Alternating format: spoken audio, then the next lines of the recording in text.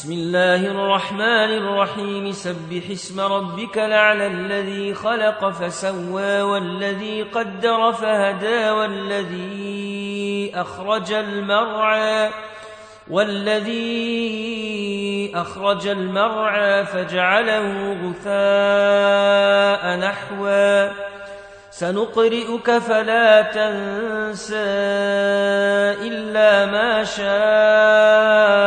الله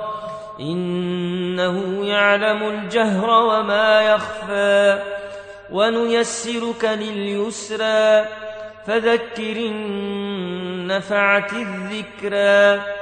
سيذكر من يخشى ويتجنبها الأشقى الذي يصلى النار الكبرى ثم لا يموت فيها ولا يحيا قد أفلح من تزكى وذكر اسم ربه فصلى بل توثرون الحياة الدنيا والآخرة خير وأبقى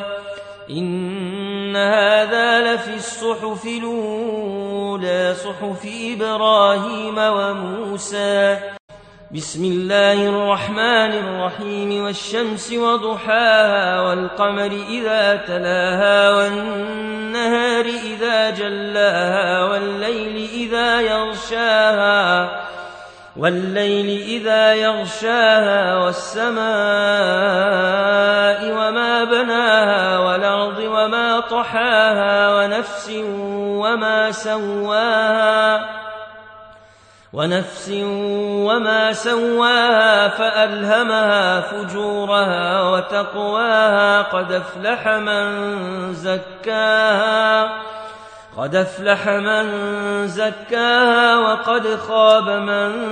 دساها كذبت ثمود بطغواها إذ انبعث أشقاها فقال لهم رسول الله ناقة الله وسقياها فكذبوه فعقروها فدمدم عليهم ربهم بذنبهم فسواها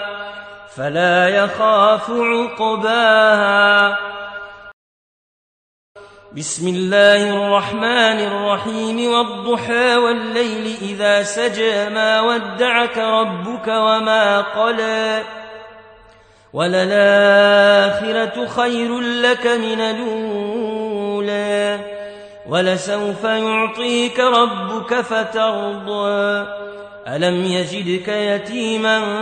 فآوى ووجدك ضالا فهدى ووجدك عائلا فأغنى فأما اليتيم فلا تقهر وأما السائل فلا تنهر وأما بنعمة ربك فحدث